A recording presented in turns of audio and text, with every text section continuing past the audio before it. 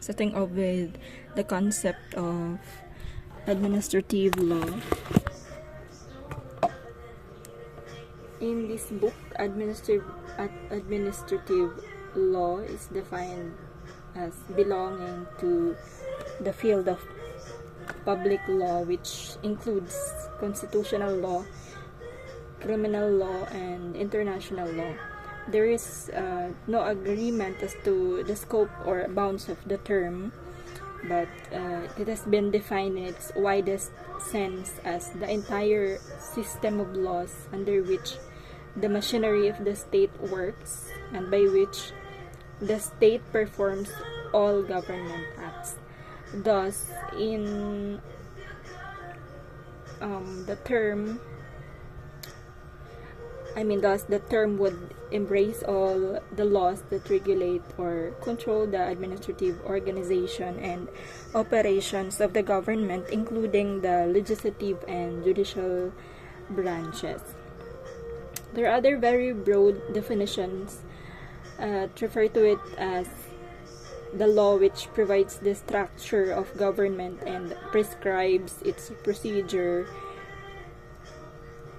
and that the law which and that it refers to the law which controls or is intended to control the administrative operations of the government, or the law of governmental administration. In a less comprehensive sense, this book defined administrative law, or it's been referred to as the part of public law which fixes the organization and determines the competence of the administrative authorities, and it indicates to the individual remedies for the violation of his rights. In a narrower or more limited signification, administrative law in this book has been defined by the noted authorities as follows. First, it is that branch of modern law under which the executive department of government, acting in a quasi legislative or quasi judicial capacity, interferes with the conduct of the individual for the purpose of promoting the well-being of the community, as under laws regulating public corporations, business affected with public interest, professions, trades and callings, rates and prices, laws for the protection of the public health and safety, and the promotion of the public convenience and advantage. Second, that it is the system of legal principles to settle the conflicting claims of executive and administrative authority on the one hand and of individual or private rights on the other. Third, that it is the law concerning the powers and procedures of administrative agencies, including especially the law governing judicial review of administrative action. As generally understood today and for the purpose of this work, it means that the part of the law which governs the organization, functions, and procedures of administrative agencies of the government, to which legislative powers are delegated and judicial powers are granted, and the extent and manner to which such agencies are subject to control by the courts. So we have here the scope of administrative law. It is broadly conceived administrative law covering the following. First, the law which fixes the administrative organization and structure of the government. Again, administrative law it fixes the administrative organization and structure of the government. It fixes. Second, the law, the execution or enforcement of which is entrusted to administrative authorities. Again, the law,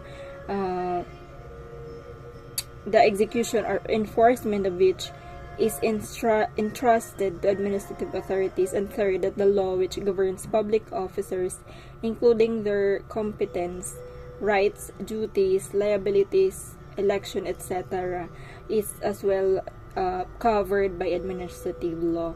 And also, fourth, the law which creates administrative agencies So, covered din ng administrative law yung laws which creates administrative agencies, those that defines their powers and functions, prescribes their procedures, including the adjudication or settlement by them of contested matters involving private interests. And fifth, that those which provides the laws which provides the remedies, administrative or judicial, available to those aggrieved by administrative actions or decisions is also covered by admin law. Sixth, the law which governs judicial review of or relief against administrative actions or decisions.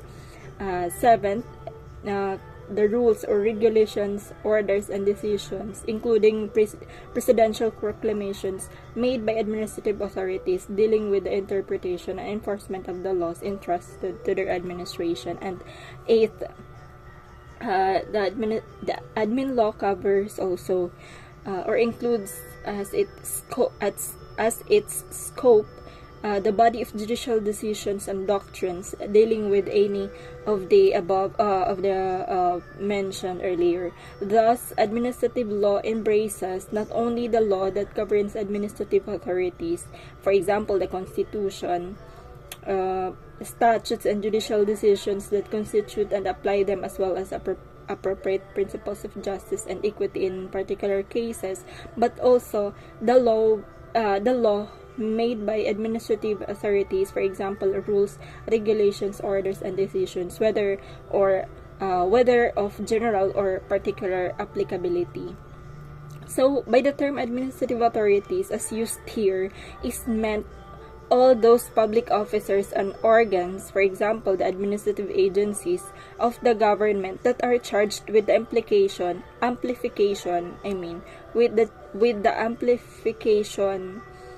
application and execution of the law, but do not include, by virtue of the doctrine of separation of powers, the Congress and the regular courts.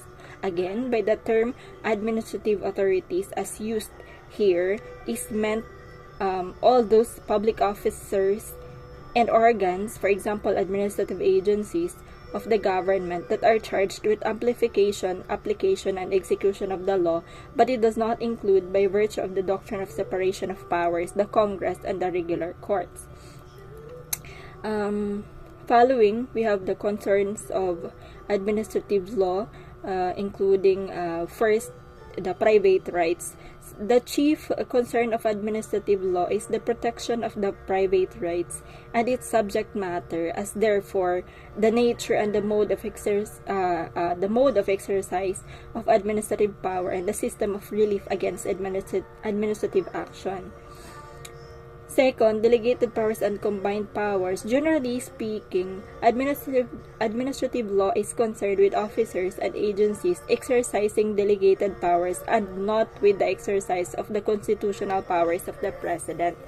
It is concerned with and results from a fusion of different types of governmental powers in certain public officers which are part of the executive branch of the government, including a coercive power over individuals, since the exercise of this type of power by this type of officers runs afoul of the fundamental and the traditional principle of separation of powers. We have now to distinguish administrative law from international law. When we say administrative law, it lays down the rules by which shall guide the officers of the administration in their actions as agents of the government, while international law, on the other hand, cannot be regarded as binding upon the officers of any government considered in their relation to their own government, except insofar as it has been adopted in the administrative law of the state. Distinguishing it from constitutional law, when I say constitutional law, it prescribes general plan or framework of governmental organization, while administrative law gives and carries out this plan in its minutest details. Constitutional law treats of the rights of the individual, while administrative law treats them from the standpoint of the powers of the government. Again, constitutional law treats of the rights of the individual, while administrative law treats them from the standpoint of the powers of the government. The first lays stress upon rights, the second emphasizes the powers of government and duties of the citizens. And third, that the constitutional law prescribes limitations to the powers of the government to protect the rights of individuals against abuse in their exercise, while administrative law indicates to individuals remedies for the violation of their rights. Insofar it fixes or regulates the administrative organization of the government, administrative law is necessary to supplement constitutional law. So it also complements constitutional law insofar as it determines the rules relative to the activity of the administrative authorities. Distinguishing it naman from criminal law, the criminal law or penal laws consists really of a body of penal sanctions which are applied to all branches of the law, including administrative law. A rule of law protected or enforced by a penal sanction may be really administrative in character, for indeed, one of the most common and efficient means of enforcing a rule of administrative law is to give it a penal sanction, and the mere affixing of a penalty to the violation of a rule of administrative law does not deprive such rule of its administrative character. Distinguishing it naman from law of public administration, when I say public administration, it has to do with the practical management and direction of the various organs of the state and the execution of the state policies by the executive and administrative officers entrusted with such functions.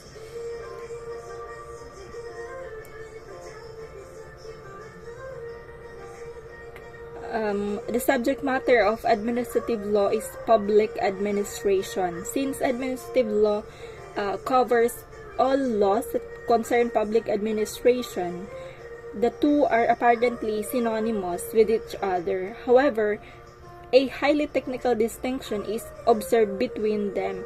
The true field of administrative law is pointed out, refers only to the external aspect of public administration. Thus, administrative law is the narrower branch, but it constitutes the bulk of the law of public administration. Referring to principal subdivisions of administrative law, public administration may be examined in its internal or in its external aspect. This distinction furnishes the basis of the principal subdivisions of administrative law, the law of internal administration and the law on external administration. These two aspects of administrative law tend to give rise to the different types of problems. The distinction, nevertheless, is relative rather than absolute, for the two aspects are so closely interrelated and at many points quite inseparable. This is particularly true when it comes to the law on public officers.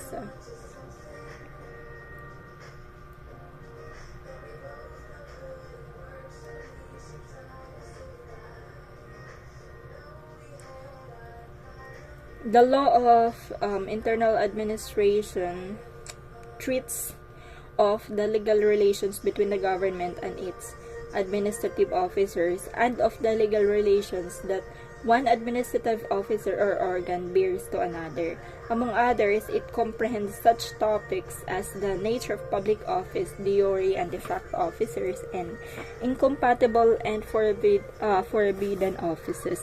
It considers the legal aspects of public administration on its institutional side, for example, as a going concern. This includes the legal structure or organization of public administration, the legal aspects of its institutional activities, for example, personal, material, fiscal, and planning activities, and the legal questions involved in overall management of these activities. Among the topics involved are legal qualifications for office, the legal disqualifications of officers, the appointment, tenure, removal, compensation, and pensioning of officers, the legal aspects of hierarchical form of departmental organization, the legal relation of administrative superior to administrative subordinate, and the legal relation between the power of removal and the power of direction or administrative management. While the law of external administration is concerned with the legal relations between administrative authorities and private interests. It may conveniently be divided into four parts. First is a survey of those powers and duties of administrative authorities that relates directly to the private interest. Second, any analysis of the scope and limits of such powers. And third, some account of the sanctions attached to or the means of enforcing official determinations. And fourth, an examination of the remedies against official action. So administrative law is principally concerned with the problems of administrative regulations rather than with those of administrative management. Going now to the classification of administrative law, within the category of administrative law, which various classifications or distinctions have been drawn. So first, as to its source, one classification not infrequently presented draws a line between the law that governs or controls them and that which is made by the administrative agencies. The law that controls administrative authorities in this group belongs the Constitution, the statutes, judicial decisions, executive orders of the President, and the administrative orders of administrative superiors giving directions to administrative subordinates. This is again the law that controls administrative authorities. Next is the law made by administrative authorities. Administrative law made by administrative authorities includes both general regulations and particular determinations. It constitutes under delegations of power embodied in statutory administrative law and an imposing and constantly expanding body of law. Familiar examples include presidential proclamations issued under the flexible tariff clause, the rules of practice and decisions of administrative tribunals, and the cease and desist orders of the Security and Exchange Commission. Second, as to its purpose, we have as to its purpose of practical value, however, is another classification. We have first, adjective or procedural administrative law, which establishes the procedure which an agency must or may follow in the pursuit of its legal purpose. It is derived from the Constitution or a statute or from agency regulations. Second, the substantive administrative law, which is derived from the same sources mentioned above, but its contents are different in that here the law establishes primary rights and duties such as the conditions under which a broadcaster may operate or the labor practice in which employers and unions must not indulge. Third kind is as to its applicability. We have the realization that the administrative law is essentially the law that governs and is applied by all administrative agencies, leads to another division that is necessary for practical reason. A. General administrative law refers to that part of administrative law which is of a general nature and common to all or most administrative agencies. It is chiefly but not exclusively procedural law. For example, the remedies. It includes such provisions which interpret the mandate of the Constitution that there must be due process of law, which establish the doctrine of exhaustion of administrative remedies, which make necessary or render superfluous a court trial de novo, which provide for hearings, seminars, or which provide for judicial review. B. We have the special or particular administrative law, which is part of administrative law that pertains to particular agencies. It proceeds from particular statutes creating the individual agency, and thus has little or no application except in connection with such agency. So it is at once obvious that most substantive administrative laws fall within this group. And so those procedural provisions that are to be applied only by a given agency in cases falling under its jurisdiction. An example are the laws regulating immigration. So they prescribe the conditions and restrictions under which aliens may be admitted and excluded or deported from this country. These laws also contain a great deal of procedural provisions setting forth, for instance, how the government must proceed if it wishes to deport an alien, what administrative remedies the latter may exercise, and within what time, and the like details. Moving to the origin and development of administrative law, we have recognition, a distinct category of law. So administrative law is of comparatively recent origin. Under the Anglo-American system, administrative law is not one of the traditionally recognized parts of the law, such, for example, as the criminal law, the common law, and equity. However, it is only in the last few decades, with the rapid expansion of administrative agencies and their increased functions, that a substantial body of jurisprudence has developed in the field and general recognition has been given to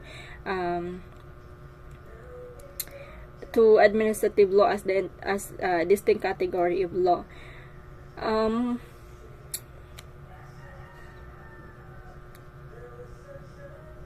Multiplication of government functions. Originally, the government had but few functions, as there were but few activities to regulate and control. But as modern life became more complex, the subjects of government regulations correspondingly increased, which in turn caused a multiplication of government functions, necessitating an enormous expansion of public administration. And so the legislature had to create more and more administrative bodies, boards or tribunals specialized in the particular fields assigned to them, and to which the legislature and the courts were found not to be equipped to administer properly and efficiently. Third, we have the growth and utilization of administrative agencies. So administrative law developed as the natural accompaniment of the growth of administrative agencies and their utilization in response to the needs of a changing society. First, it has developed from a combination of forces, some pressing on the legal system from without and some others from within, and it is in effect a major response of the law to complexities of a modern age. To a large extent, administrative law has developed in response to the need for broad social or governmental control over complex conditions and activities which in their detail cannot be dealt with directly in effective manner by the legislature or the judiciary. So it has as its dominant purpose the promotion and conservation of the interests and convenience of the public. Second, the theory which underlies as a good part of administrative law is that the issues which deals ought to be decided by experts and not by a judge. So at least not in the first instance or until the facts have been sifted and arranged. One thrust of the multiplication of administrative agencies is that the interpretation of certain contracts and agreements and the determination of private rights under them is no longer a uniquely judicial function exercisable only by one regular court. So going to the fusion of different powers of government and in administrative agencies, we have administrative law then resulted from the increased functions of government, the recent tremendous growth in administrative agencies, and the fact that the agencies created in this period of growth were much more than conventional administrative officials such as had existed under the earlier legislation. So with their extensive investigation, rule-making, and adjudicating powers, these administrative agencies represent a a provocative fusion of different powers of government. They are vested with the power to promulgate rules and regulations to better carry out some legislative policies and to decide on controversies within the scope of their activities. The laws which created administrative agencies, the rules and the regulations promulgated by them, and the body of decisions that they have from time to time rendered in the adjudication of cases brought before them now constitute the bulk of administrative law. A law in the making. Administrative law is still in its formative stages and is being developed as part of our traditional system of law.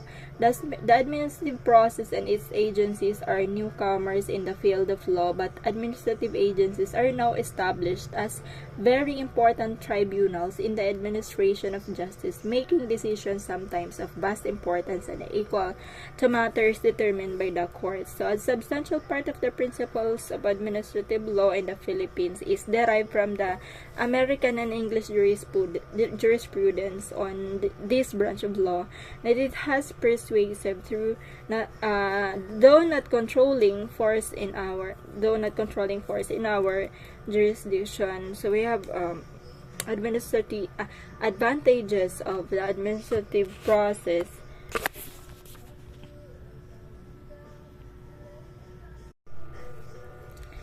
Moving to advantages of administrative process. So the term administrative process includes the whole of the series of acts of an administrative agency whereby the legislative delegation of a function is made effectual in particular situations.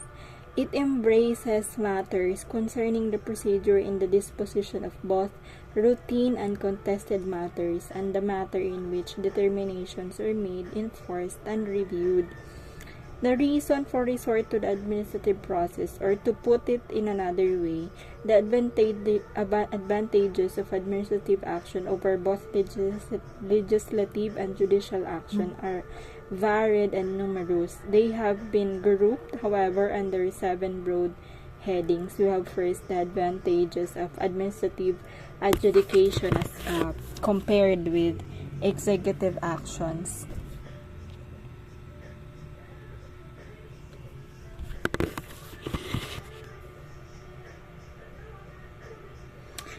In some fields, Congress may often have weighty reasons for authorizing executive discretion rather than administrative adjudication. The latter alternative, however, where practicable, ensures greater uniformity and impersonality of action. In this area of government, the administrative process, far from being an encroachment upon the rule of law, is an extension of it. Congress has resorted to the administrative process as an alternative to executive action, not only in the matter of benefits, patents, public lands, and social security, but also in the fields of tax administration, labor relations, public utilities, and securities market regulations, and others. On the other hand, functions like the issuance of passports are better handled by the Executive Department of Foreign Affairs, where discretion is sometimes preferable to rule.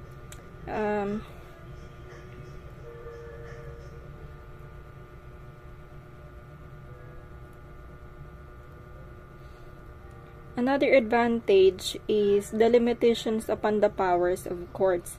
Congress has entrusted the administration of some laws to administrative agencies when it might have entrusted it to the courts, for their administration is of such a nature that it could have taken the form of cases and controversies cognizable by the regular courts in the exercise of the judicial power.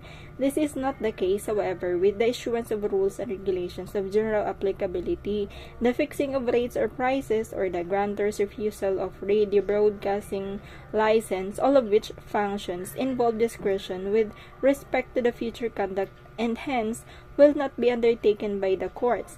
Hence, the judicial process is not an alternative to the administrative process. Third advantage is the trend toward preventive legislation. The mere existence of the criminal law may have a deterrent effect, but when it does not, all the law can do is to impose punishment after the crime has been committed. The mere existence of the law of torts and of contracts may also have a deterrent effect, but when it does not, all the law can do is to give the injured party monetary grant to indemnify the damages incurred. Equity has weapons of preventive justice, but only after proof of the threatened injury and for use in technically extraordinary circumstances. The desire for more effective and more flexible preventive remedies has been a factor in the creation of many administrative agencies. Thus, the Maritime Industry Authority, or the Marina, makes it possible for reasonable freight and passenger rates to be fixed in advance, instead of leaving shippers and passengers to undergo the expenses of suing the ship owner to recover the difference between the rate charged and the reasonable rate. Similarly, the Securities and Exchange Commission administers the requirement that issuers of securities tell the whole truth in advance, in preference to leaving purchases to their limited action at law against the sellers who made false statements about the securities. For such preventive methods, an administrative agency is necessary. Preventing is also a major purpose of licensing statutes, that it is clearly preferable to assure in advance by licensing the competence of airplane pilots than to let anybody fly a plane and punish a negligent pilot after a terrible accident. Licensing is both of the most burdensome and one of the most effective forms of regulation. Fourth advantage is the limitations upon effective legislative action. So many administrative functions could not be directly performed by Congress, but others. For example, the fixing of rates, deciding money claims against the government. It could be performed by the Congress. Instead of delegating a rulemaking power, Congress could, in principle, incorporate regulatory details into the statutes. But even in such cases, and aside from the comparative advantage of congressional and administrative action, there are limitations inherent in the legislative process which make it a practical impossibility for Congress to do all the things it theoretically could do. These limitations include lack of time and specialized knowledge, lack of staff for securing expert information, and the complexity of problems which arise even with the framework of a general policy, and the harmful rigidity which would result from attempting to anticipate in a statute the variety and changing character of the situations which emerge in every aspect of a modern industry economy. So under these circumstances, moreover, if Congress failed to delegate wide powers to administrative agencies, it might lose itself in details to the detriment of its indispensable functions of determining basic policy and holding administrative agencies accountable for net results. Fifth advantage is the limitations upon exclusively judicial enforcements. So even where Congress could rely upon the courts for enforcement of its policies, the many courts would vary in their application of the law. Since the courts could not take the initiative in enforcement, the initiative would fall to the many prosecutors of law enforcement agencies or to private individuals. So in the former case, there would be no uniformity in the policy of initiation, whereas in the latter case, individuals would bear a burden and expense which, rightly or not, the policy of modern government imposes upon them. On the other hand, a single administrative agency can assume the responsibility for enforcement and can develop, subject to judicial review, uniform policies in carrying out of that responsibility. Another advantage is the advantages of continuity of attention and clearly allocated responsibility. So administrative agencies have the time and facilities to become and to remain continuously informed, and they can be given unified responsibility for effectuating the broad policies laid by the Congress. Some such agencies specialize in the regulation of a single industry, for example, the Insurance Commission, or group of related industries, the National Telecommunication Commissions.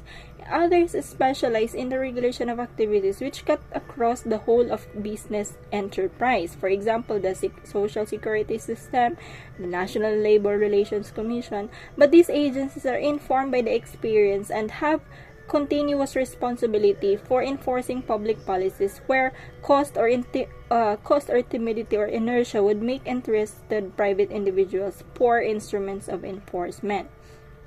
Another advantage is the need for organization to dispose of volume of business and to provide the necessary records.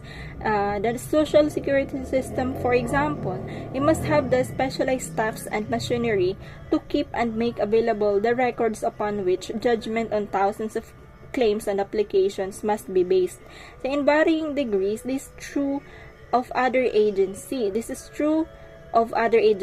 In the registration of securities, the Securities and Exchange Commission must be organized to collect and collate huge masses of data available for in immediate reference by clerks, accountants, analysts, oil and gas experts, engineers, and the likes.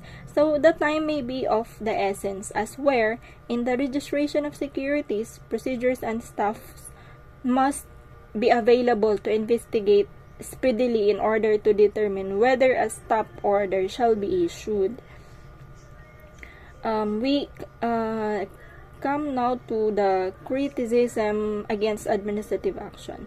So the recognized weakness of administrative agencies considered typical have been summed up as follows. First, the tendency towards arbitrariness. Second, the lack of legal knowledge and aptitude in sound judicial techniques. Third, susceptibility to political bias or pressure often brought about by uncertainty of tenure. Fourth, a disregard for the safeguards that ensure a full and fair hearing. Fifth, absence of standard rules of procedure suitable to the activities of each agencies. And lastly, we have a dangerous combination of legislative, executive, and judicial functions. Moving forward to the relation between administrative agencies and courts, we have first collaborative instrumentalities. Despite the differences between administrative and judicial processes, they are to be deemed collaborative instrumentalities of justice. Collaboration of judicial power and function with the administrative process is a necessary part of today's legal system, and the appropriate independence of each should be respected by the other. In effecting the collaboration of courts and agencies, courts may entertain action brought before them but call to their aid the appropriate administrative agency on questions within its administrative competence. Second, we have the role of courts. The relation between courts and administrative agencies is not that between upper and lower courts, nor is it in the function of the courts to act as a super commission.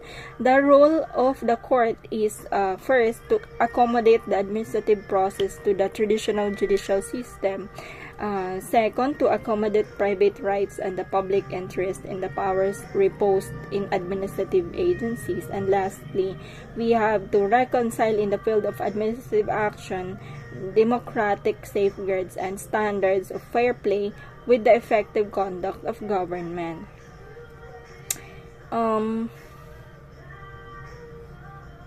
Another relation of between administrative agencies and the courts is that which refers to the discharge of this judicial role. In the light of this judicial role in relation to administrative law, courts must aim to first, maintain the Constitution by seeing that powers are not unlawfully vested in administrative agencies, and to maintain the constitutional and statutory rights of persons by seeing that powers lawfully vested in admin agencies are lawfully exercised but without abdicating their judicial responsibility. Second, to give due deference to the role of the administrative agencies and to usurp or unwarrantedly limit the powers and functions unlawfully vested in them or interfere with the proper exercise of their valid powers.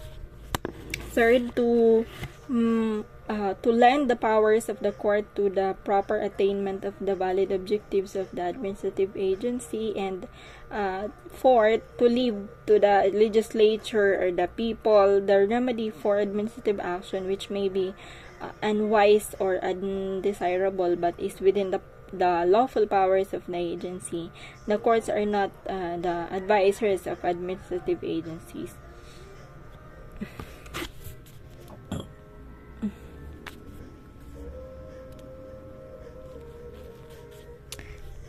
Okay, administration of government distinguished from administration of justice.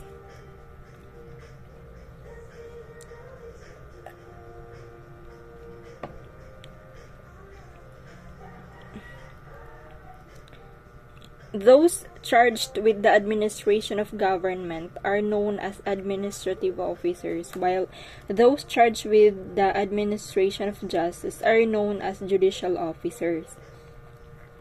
The difference between the two functions lies in the nature of the work done by the two groups of officers. The work done by the latter consists in the decision of controversies between individuals and government officers as to the applicability in the cases in question of a particular rule of law. On the other hand, the work done by the former,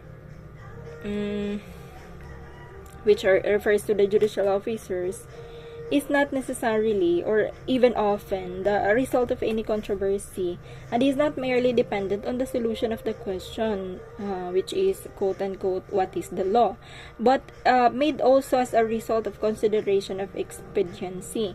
Thus, in the first kind of work, all that judicial officers have to do is to determine what law is applicable to the facts brought before them. In the second kind of work, administrative officers must determine, of course, what is the law in order to determine what they are competent to act. But furthermore, they must decide whether in case they are competent to act, it is wise for them to act.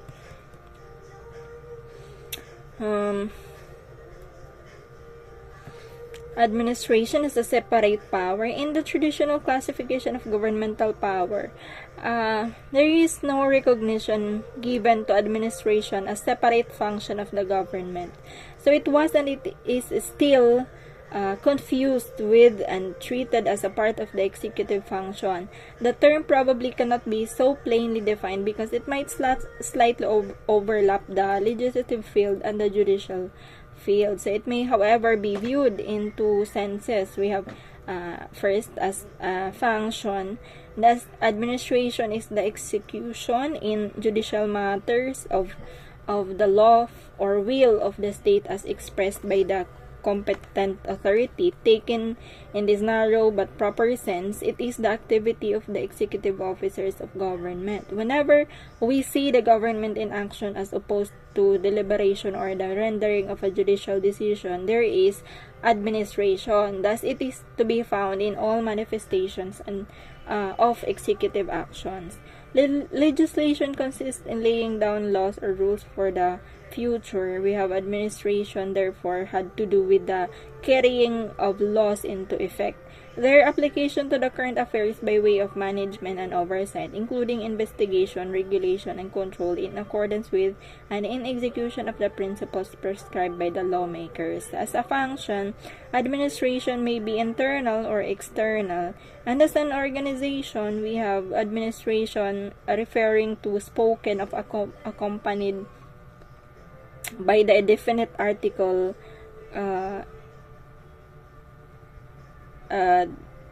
quote-unquote the quote-unquote the administration means popularly the most important administrative authorities. It is that group or aggregate of persons in whose hands the reins of the government are for the time being. So it is the entire administrative organization extending from the chief executive down to the most humble of his subordinates. In short, administration is both the function of execution of the law or management of government affairs and the totality of the executive and administrative authorities.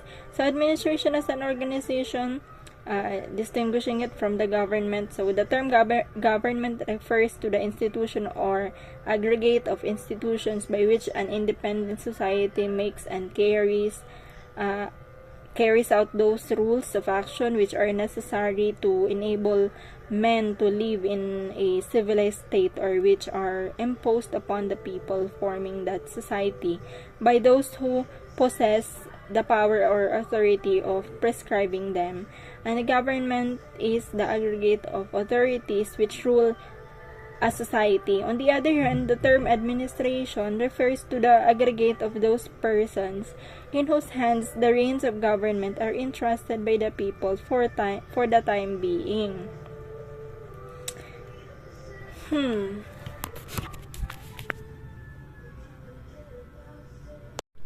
Moving on now to chapter 2 of the book of De Leon. We have the nature and organization of administrative agencies, its status and characteristics. First, the book discusses about the creation, reorganization, and abolition of administrative agencies. Some administrative agencies are created by or receive their powers from constitutional provisions by which may be self-executing, but most of them have their source in legislative enactment. But the power of Congress to create and act through administrative agencies is undoubted. The executive also may create administrative agencies, especially investigative agencies, and particularly under statutes so providing. We have A, the creation of administrative agencies may present questions relating to the powers and functions which may be bestowed upon them. Moreover, in the creation and establishment of administrative agencies, there are applicable, of course, constitutional restrictions which apply to any legislative act. B, we have duly executed acts of an administrative agency can have valid effects even beyond the lifespan of said agency. And the book also discusses the administrative agencies of statutory origin or subject to expansion or contraction of their powers and functions, or to reorganization or abolition at the will of Congress, hamstrung only by constitutional limitations. At various times, Congress has vested power in the President to reorganize executive agencies and redistribute functions, and particular transfers under such statutes have been held to be within the authority of the President. We have A, when the purpose of a statute is to abolish a department or an office or an organization and to replace it with another one, the lawmaking authority says so, for example, is abolished, shall cease to exist. B, accordingly, the Supreme Court ruled in a case that Presidential Decree number 1341, which converted the former Philippine College of Commerce into a university known as Polytechnic University of the Philippines, did not abolish the PCC. And if the law intended the PCC to lose its existence, it would have specified that the PCC was being abolished and the PUP to be a new institution. So it would have said that PUP was being created. What took place was a change in academic status of PCC. Hence, the change in its name, the expansion of its curricular offerings, and the changes in its structure and organization. C. Congress can delegate the power to create positions, and this has been settled by decisions upholding the validity of the organization statute authorizing the president to create, abolish, or merge offices in the executive department. While the president's power cannot be denied, this does not mean that the reorganization itself is properly made in accordance with law. So, well settled is the rule that the reorganization is regarded as valid provided it is pursued in good faith. So, the meaning of administrative agency is defined in this book as the term used generally to describe an agency exercising some significant combination of executive, legislative, and judicial powers, and it is a government body charged with administering and implementing particular legislation. It covers boards, commissions, divisions, bureaus, and departments, and somewhat less familiar designations of office and authority. And some commentators asserts that the administrative is a fourth power of government, since viewed from the standpoint of any particular act of the agency, it is either executive or, in the narrowest sense, administrative or legislative or judicial, or to distinguish it from agencies which are purely or essentially legislative or judicial, it is a quasi-legislative or quasi-judicial. The term usually employed to denote the functionaries with which administrative law is concerned, although sometimes the term used is administrator or administrators or administrative body, and quite often in regard to an adjudicative function. The term administrative tribunal, a single officer, for example the president, is also embraced in the term. So under Administrative Code of 1987, the term agency of the government is used to refer to any of the various units of the government, including a department, bureau, office, instrumentality, or government-owned or controlled corporation, or a local government or a distinct unit therein. So it is a national agency if it refers to a unit of the national government, and a local agency. So if it refers to a local as well as if it refers to the local government or a distinct unit therein. So, administrative agency or body and court distinguished, we have the following distinguished as their difference. We have, first, administrative body is generally a large organization staffed by men who are deemed to become something of experts in their particular fields, while a court is a tribunal which is presided by one or more jurists learned in the law. Second, the first performs a variety of functions, while the second has only one function, that is judicial.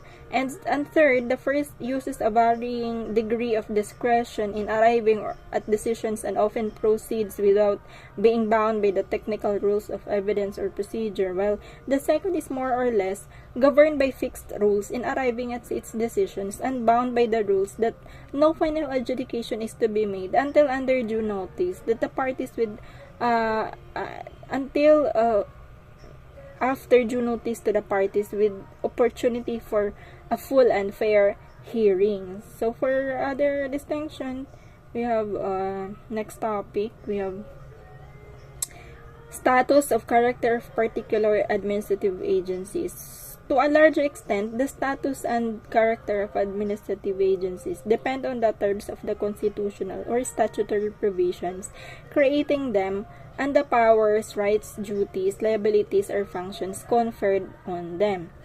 We have first, as a public or governmental agencies, while their exact status and character are thus variable,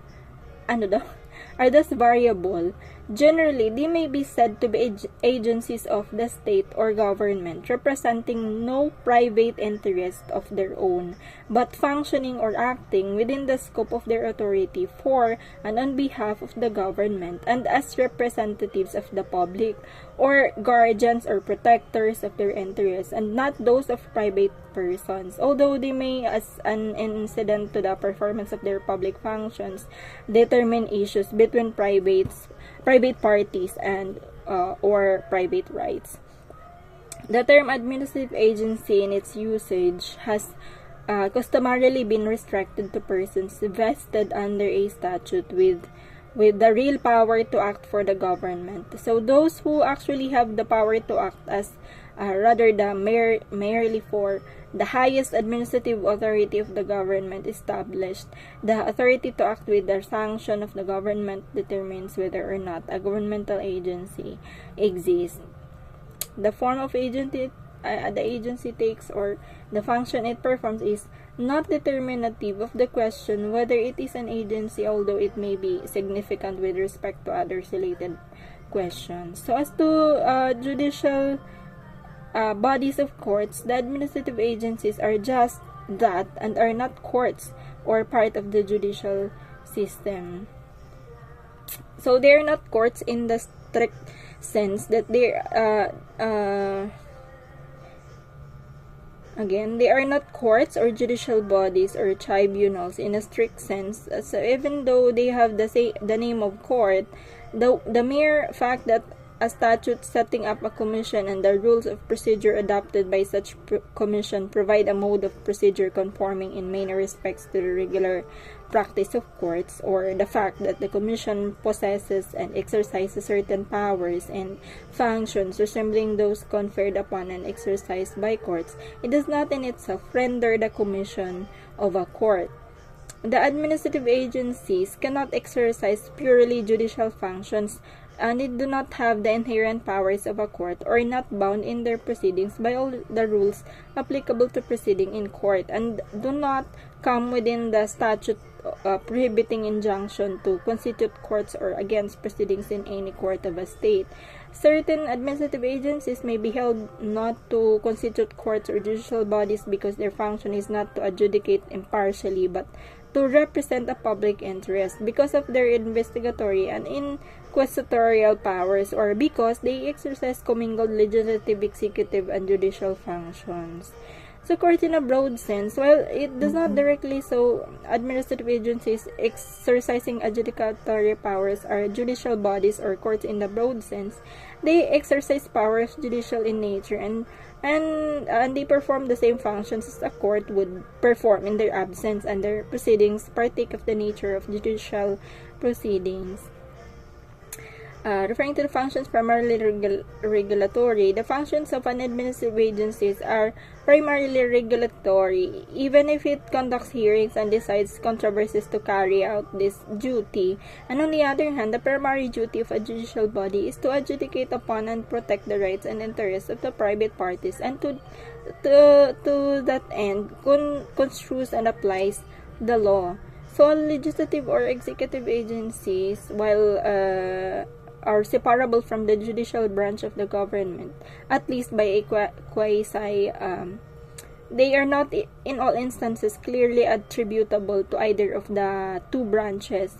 Certain administrative agencies are deemed to be agents of the legislative branch of the government and not of the executive branch, while in other instances, certain administrative agencies, for example, the different executive departments and bureaus, or administrative agencies generally are deemed to be agents of the executive or described as executive or administrative agencies. So administrative agencies may be said to be arms and instrumentalities of the legislative branch of the government and may perform functions of legislative or quasi-legislative character, although they are without legislative power in the strict sense. They may be also viewed as part of the executive branch of the government, especially competent to deal with matters within the scope of their authority by reason of experience, information, and careful study. So, as an independent or subordinate bodies, the term administrative agency or commission is often used either to designate an agency independent of the executive branch, or one not subject to a superior head of department. For example, the Civil Service Commission or the Commission on Elections, the Commission on Audit, in contradistinction to subordinate, the latter term being applied to a body whose functions or actions are subject to administrative review or revision. So sa corporate bodies or legal entities, some administrative agencies are bodies corporate with legal capacity to sue and be sued in the courts. For example, the central bank. Other agencies have also been held to constitute legal entities with perpetual existence apart from their members, and such as may be expressly authorized and empowered to bring suit.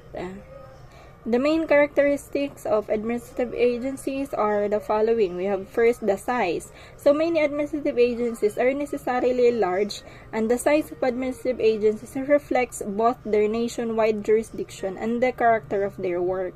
Their staffs include many people performing a variety of tasks which must be coordinated, supervised, and directed toward the fulfillment of agency functions. Out of the solid fact of size, in terms of personnel, flow many of the problem of internal organization and delegation of authority out of the size. In terms of the number of size cases handled, flow the problems of providing informal means of settlement for the great bulk of relatively uncontested matters. Referring to its specialization as its main characteristic, the administrative agencies is specialized. Their staff become specialized from experience or include persons with technical or professional training. A central problem of organization is how to utilize these skills of training and experience best. This does not mean that the members of a regulatory board or commission need to be specialists. The problem is rather how to bring the available technical resources to bear so as to reduce the points of controversy to an understandable record for agency decision and judicial review.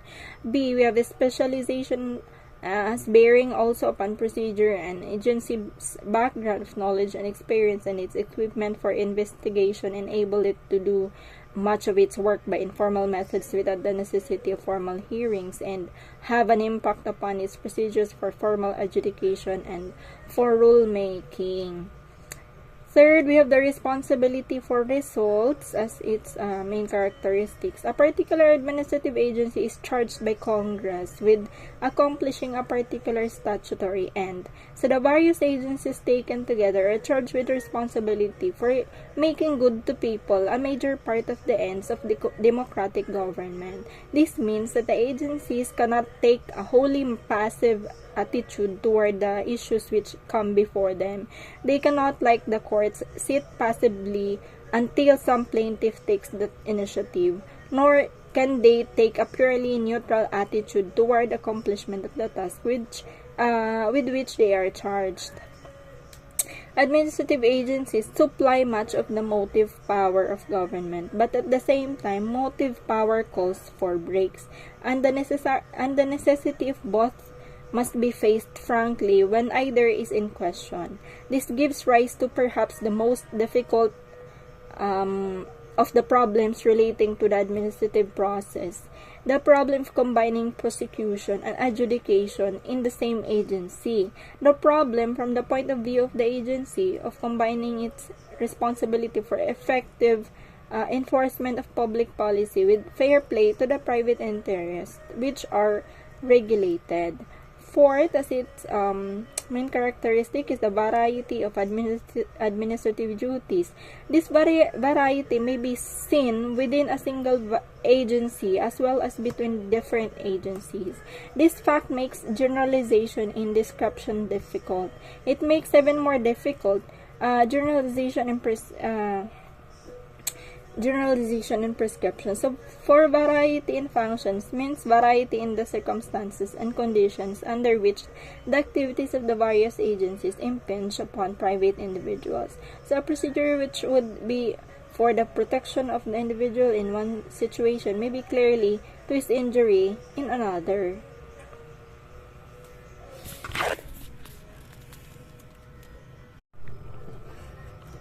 Going now to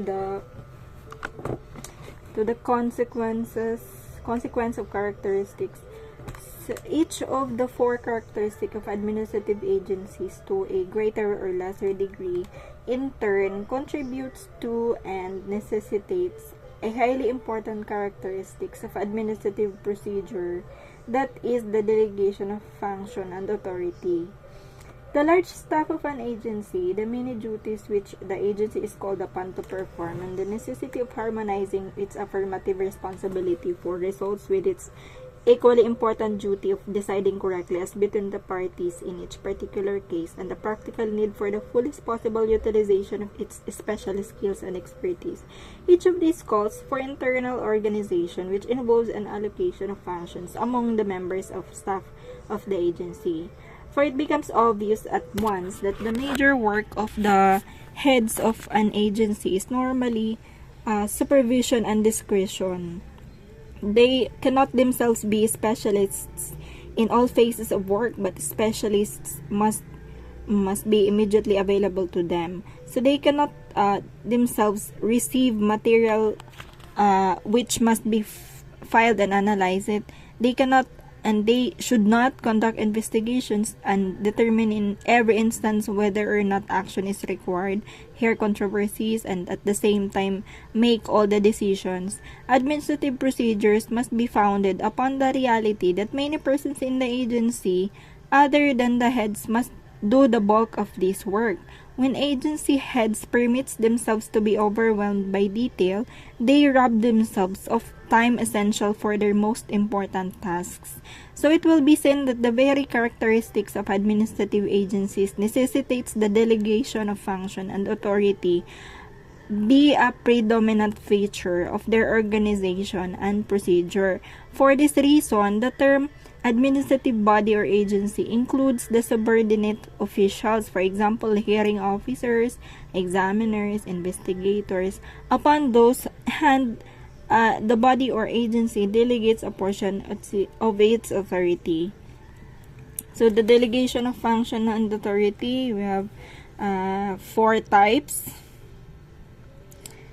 which are as follows. You have the delegation of internal management, delegation of authority to dispose of routine matters, delegation of authority to dispose of matters informally or to initiate formal proceedings, and lastly, the delegation of authority and function in formal proceedings. So the 4th type includes the delegation of authority to conduct formal hearings.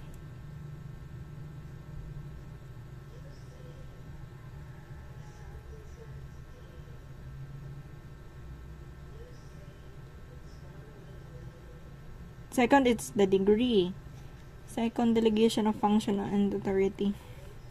We have the degree. The delegation may be a matter of degree, so it is not true that the authority must be delegated completely or not at all. Delegation may be combined with supervision and control. Such supervision and control may call for first, the statement by agency heads of policies which have crystallized or routine application by subordinates, and second, the consideration of agency heads of cases in which the application of established policy is difficult or in which policy has not crystallized, and third, lastly, the requirement of weekly or even daily reports to agency heads. So unlike safeguards, delegation may even involve decentralization through the delegation to field offices. We have the types of administrative agencies. The common types of administrative agencies have been classified according to their purposes. First, those created to function in situations wherein the government is offering some gratuity, grant, or a special privilege. Examples are the Philippine Veterans Administration, the GSIS, the SSS, the Public Attorney's Office, the Philippine Medical Care Commissions, and etc. Those set up, another type is those which set up to function in situations wherein the government is seeking to carry out certain functions of government. Example are the Bureau of Internal Revenue, the Bureau of Customs, Bureau of Immigrations, the Land Registration Authority, and most administrative agencies. A third type of administrative agency is those set up to function in situations wherein the government is performing some business service for the public. Example, the Philippine Coastal Corporation, Philippine National Railways, Metropolitan Water Works and Sewerage, the government telephone system, National Electrification Administration, the National Food Authority, the National Housing Authority, and etc. etc. Another are those set up to function in situations wherein the government is seeking to regulate business affected with public interest. Examples are Insurance Commission, Bureau of Air Transportation, Land Transportation Franchising and Regulatory Board, the Energy Regulatory Board, Bureau of Mines and Geosciences, the National Telecommunication Commissions, the Housing and Land Use Regulatory Board, and etc. And another is those which are set up to function in situations wherein the government is seeking under the police power to regulate private business and individuals. Example, the Securities and Exchange Commission, Movie and Television Review and Classification Board, or the MTRCB, the Games and Amusement Board, Dangerous Drugs Board, Bureau of Trade Regulation and Consumer Protection, and etc. Another are those agencies set up to function in situations wherein the government is seeking to adjust individual controversies because of some strong social policy involved. Example, the National Labor Relations Commission, Employees Compensation Commission, Social Security Commission, Security and Exchange Commission, Department of Agrarian Reform, Commission on Audit, and etc. So it is obvious that an administrative agency may fall under more than one type. Going now to administrative organization and the distribution of powers of government. Administrative organization refers to the administrative structure of the government, including its political subdivisions and the allocation of powers, functions, and duties to its various units of agency. We have first traditional branches. Under the Constitution and as provided in the Administrative Code of 1987, the powers of the national government are distributed among three branches as follows. We have the LEG or the LEG, the legislative power, the executive power, and the judicial power. Legislative power are vested in the Congress of the Philippines, which shall consist of the Senate and House of Representatives, except to the extent reserved to the people by the constitutional provision in initiative and referendum. Second, the executive power, which is vested in the President, and lastly, the judicial power vested in one Supreme Court and in such lower courts as may be established by the law. The powers expressly vested in any branch of the government shall not be exercised nor delegated to any other branch of the government except to the extent authorized by the Constitution. Second, specialized bodies of agency,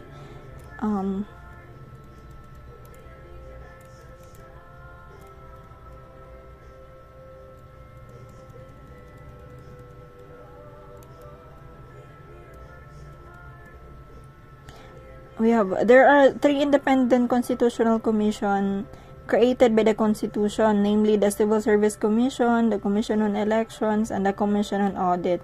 They shall exercise the powers and functions conferred upon them by the Constitution and the law. And there are also, in accordance with the Constitution, an independent office of the Ombudsman, an independent commission on human rights. The state is mandated to establish an independent central monetary authority and the National Police Commission, and likewise as provided in the Constitution, Congress may establish an independent economic and planning agency, so they shall exercise the powers and functions conferred upon them by the Constitution and the law. Organization of the Office of the President. We have the Office of the President consists of the Office of the President proper and the agencies under it. The Office of the President proper shall consist of the private office, the executive office, the common staff support system, and the presidential presidential special assistance or advisor system. Yung private office shall provide direct services to the President and shall, for this purpose, attend to functions and matters that are personal or which pertain to the first family. Second, the executive office, headed by the executive secretary, refers to the office of the executive secretary or the deputy executive secretaries and assistant executive secretaries. They shall be fully responsive to the specific needs and requirements of the President to achieve the purposes and objectives of the office. The executive secretary shall, subject to the control and supervision of the President, carry out the functions assigned by law to the executive office and shall perform such other duties as may be delegated to him by the President. Third, the common staff support system which embraces the offices or units under the general categories of development and management, general government and administration, and internal administration. And lastly, the presidential special assistance or advisor system, including special assistants or advisors as may be needed by the President. So it shall provide advisory or consultative services to the President in such fields and under such conditions as the President may determine. The agencies under the Office of the President refer to those offices under the chairmanship of the President. So those under the supervision and control of the President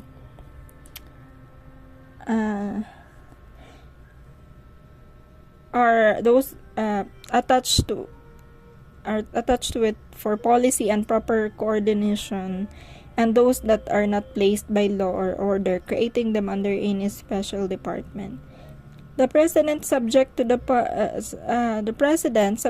policy in the executive office, and in order to achieve simplicity, economy, and efficiency, shall have continuing authority to reorganize the administrative structure of the office of the President.